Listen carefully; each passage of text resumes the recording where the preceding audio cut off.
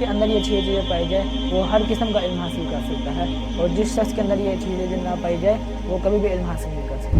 صلی اللہ علیہ وآلہ وسلم نے فرمایا لیس منا من لم یرحم صغیرنا ولم یوقر کبیرنا۔ تو ایک بچے کے پاس جاتا ہے علم حاصل کرنے، تو ایک اتنا بڑا قریش سرداروں میں سے اتنا بڑا سردار، تو ایک بچے کے پاس علم حاصل کرنے چلا جاتا ہے۔ السلام علیکم ورحمۃ اللہ وبرکاتہ۔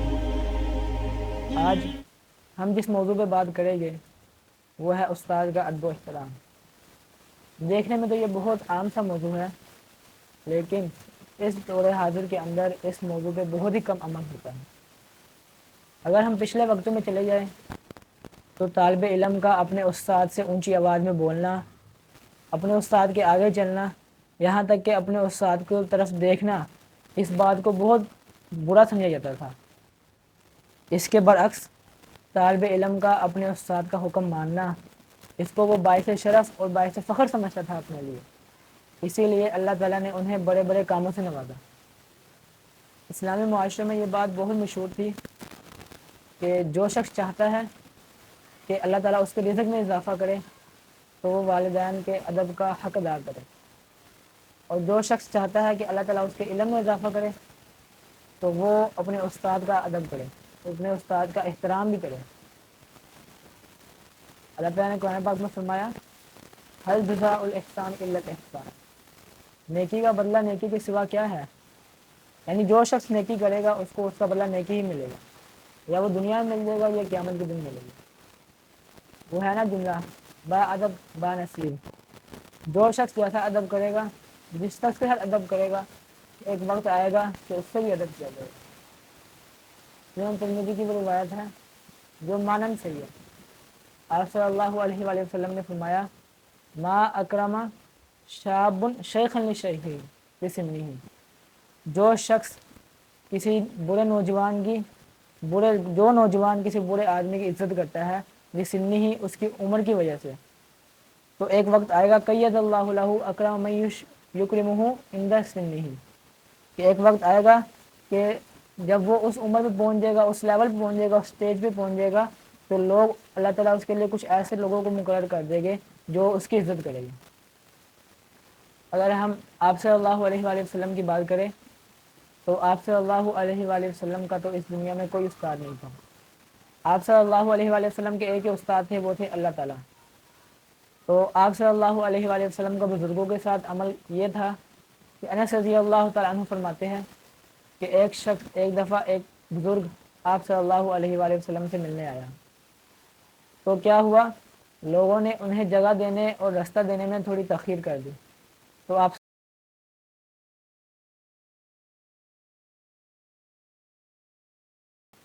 وہ شخص ہم میں سے ہی نہیں ہے جو شخص صلی اللہ علیہ وآلہ وسلم نے فرمایا چھوٹے بچوں پر رحم نہیں کرتا، لم یرحم صغیرنا، بڑے لوگوں پر ان کا احترام نہیں کرتا۔ یعنی اتنی سختی سے آپ صلی اللہ علیہ وآلہ وسلم نے فرمایا لیس منا، وہ شخص ہم میں سے ہی نہیں ہے۔ اسی طرح بعض روایتوں میں آتا ہے کہ آپ صلی اللہ علیہ وآلہ وسلم بزرگ لوگوں کی وجہ سے اپنی نماز کو ہلکی کر دیتے اور صحابہ کرام کو بھی حکم دیتے، کہتے اذا صلی احدکم، اے میرے صحابہ جب تم نماز پڑھاؤ للناس، لوگوں کو، فلیخفف، تو اپنی نماز کو ہلکا کر لیا کرو۔ کہا گیا کیوں؟ فإن منہم الضعیف والسقیم والصغیر، کیونکہ تمہاری اس نماز کے اندر الکبیر، بڑے لوگ بھی ہوتے ہیں، بزرگ لوگ بھی ہوتے ہیں، السقیم، بیمار لوگ بھی ہوتے ہیں، الضعیف، اور بزرگ لوگ بھی ہوتے ہیں۔ اسی لیے آپ صلی اللہ علیہ وآلہ وسلم صحابہ کو بھی حکم دیتے، کہتے جب تم جماعت کرواؤ تو نماز کو ہلکا رکھو، لیکن جب تم اکیلے نماز پڑھو تو چاہے جتنی مرضی لمبی پڑھ لو۔ ہم لوگ اپنے بزرگوں کو اولڈ ہاؤس میں چھوڑ آتے ہیں اور انہیں گھر سے نکال کر ان پر تنہا تنہا کے ظلم کرتے ہیں، جبکہ عبداللہ بن عباس رضی اللہ تعالیٰ عنہ سے مرفوع حدیث ثابت ہے، کہتے ہیں کہ رحمت تمہارے بزرگوں کی وجہ سے ہوتی ہے۔ جس گھر کے اندر بزرگ لوگ ہو اور رحمت نہ ہو، سمجھ لے کہ وہ اپنے بزرگوں پر ظلم کرتے ہیں، ان کا احترام نہیں کرتے۔ میں نے بزرگوں کا تذکرہ اس وجہ سے کیا کیونکہ استاد بھی ایک بزرگ اور بڑا انسان ہوتا ہے۔ جو ادب و احترام بزرگ لوگوں کے ہوتے ہیں، استاد بھی ان سب ادب و احترام کا مستحق ہوتا ہے۔ یہ تو تھا آپ صلی اللہ علیہ وآلہ وسلم کا فعل بزرگ لوگوں کے ساتھ۔ اگر ہم صحابہ کرام کا دیکھیں تو عباس رضی اللہ تعالیٰ عنہ کی بات کرتے ہیں، ان کا حسن ادب دیکھیے، وہ آپ صلی اللہ علیہ وآلہ وسلم کے چچا تھے اور آپ ان کے بھتیجے، آپ عمر میں ان سے بڑے تھے، لیکن کیا تھا، آپ صلی اللہ علیہ وآلہ وسلم ان کے استاد اور معلم تھے۔ ایک دن ان سے سوال ہوا، پوچھا گیا، اے عباس بتاؤ تو، ایما اکبر، آپ دونوں میں سے بڑا کون ہے؟ آپ بڑے ہیں یا نبی کریم صلی اللہ علیہ وسلم بڑے ہیں؟ تو انہوں نے آگے سے جواب دیا، کہتے ہیں، ہوا اکبر منی وانا ولدت قبلہ، بڑے تو آپ صلی اللہ علیہ وسلم ہی ہے، بس پہلے پیدا میں ہو گیا تھا۔ یہ دیکھیے ان کے الفاظ کا چناؤ، اس کے اندر انہوں نے اپنی عمر کا زیادہ ہونا بھی بتا دیا اور ساتھ میں استاد کا ادب بھی رکھا۔ کہتے ہیں، ہوا اکبر منی، بڑے وہی ہے مجھ سے، وانا ولدت قبلہ، بس پہلے پیدا میں ہو گیا تھا۔ استاد چاہے جس بھی مرضی عمر کا ہو، چھوٹا ہو یا بڑا ہو، استاد سے علم حاصل کرنے کا مزہ ہی اس وقت آتا ہے جب آپ اپنے ایگو کو، اپنے فخر کو ایک طرف رکھ کر ان سے علم حاصل کرتے ہیں۔ حکیم بن حزام، صحابی رسول صلی اللہ علیہ وآلہ وسلم، قریش کے سرداروں میں سے ایک بڑے سردار تھے، لیکن کیا تھا، معاذ بن جبل رضی اللہ تعالیٰ عنہ کے پاس جاتے اور ان سے علم حاصل کرتے، جبکہ آپ معاذ بن جبل سے 50 سال بڑے تھے۔ تو ایک دفعہ ان سے سوال کر لیا کسی نے، کہتے، اے حکیم، تو ایک بچے کے پاس جاتا ہے علم حاصل کرنے؟ تو ایک اتنا بڑا، قریش کے سرداروں میں سے اتنا بڑا سردار، تو ایک بچے کے پاس علم حاصل کرنے چلا جاتا ہے؟ تو آگے سے کہتے ہیں، انما اہلکنا التکبر، بے شک ہمیں جس چیز نے ہلاک کر دیا وہ تکبر ہی ہے۔ استاد وہ ذات ہے جس کی جب تک عزت نہ کی جائے علم حاصل نہیں کر سکتے۔ وہ ایک عربی شاعر نے کہا نا، میں آپ کو اس کا مفہوم بتا دیتا ہوں، کہتا ہے کہ استاد اور طبیب یہ دو ایسی شخصیت ہے کہ جب تک ان کی عزت کی جائے ان سے فائدہ حاصل کر سکتے ہیں۔ اگر آپ طبیب کی بےعزتی کرتے ہیں تو پھر آپ اپنی بیماری کو برداشت کرنا سیکھیے، اور اگر آپ استاد سے بے وفائی کرتے ہیں، اس کی بے عزتی کرتے ہیں، تو پھر اپنے جہالت پر راضی رہیں۔ آپ نے حضرت موسیٰ اور خضر علیہ السلام کا واقعہ سنا ہوگا، بہت مشہور ہے، سورۃ کہف میں۔ حضرت موسیٰ علیہ السلام کو پتہ چلا کہ ایک شخص ہے جس کے پاس علم ہے، تو جس کا نام خضر ہے، تو حضرت موسیٰ اس کے پاس چلے گئے علم حاصل کرنے، اور جا کے کہتے ہیں، هل اتبعک علی ان تعلمنی مما علمت رشدا، کیا میں تیری پیروی کروں، تیرے پیچھے پیچھے آؤں کہ تو اس شرط پر کہ تیرے پاس جو علم ہے تو مجھے بھی اس میں سے سکھا دے۔ تو آگے سے خضر علیہ السلام نے اس کو کہا، انک لن تستطیع معی صبرا، تو طاقت نہیں رکھتا میرے ساتھ صبر کہ تو صبر کرے میرے ساتھ رہ کے۔ تو اور کہا ساتھ میں، وَكَيْفَ تَصْبِرُ عَلَىٰ مَا لَمْ تُحِطْ بِهِ خُبْرًا، اور تو کیسے اس چیز پر صبر کرے گا جس کا تیرے پاس علم ہی نہیں ہے، جس کا تو نے احاطہ ہی نہیں کیا جس علم کا، تو اس پر صبر ہی کیسے کرے گا؟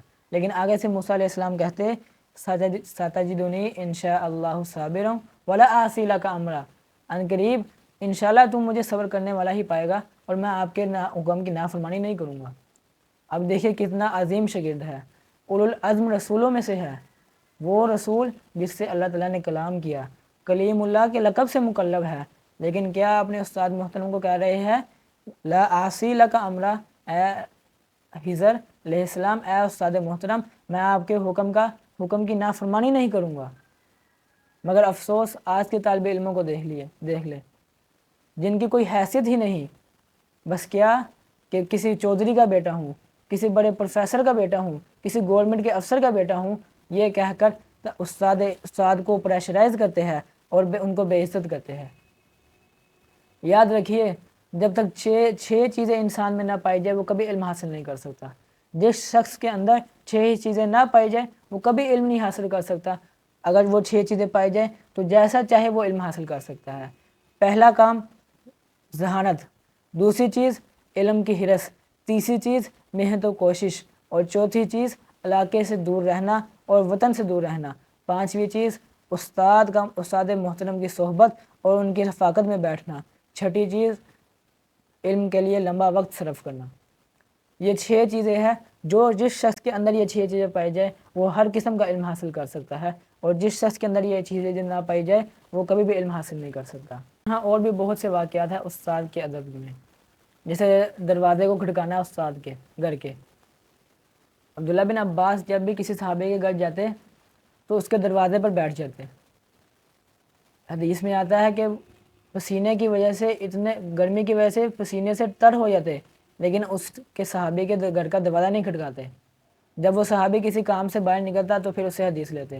وہ صحابی بھی پریشان ہو جاتا، کہتا کہ اے عبداللہ بن عباس، آپ مجھے مجھے حکم دے تھے، میں آپ کے پاس آیا تھا۔ کہتے نہیں، میں تیرے پاس طالب علم کی حیثیت سے آیا ہوں۔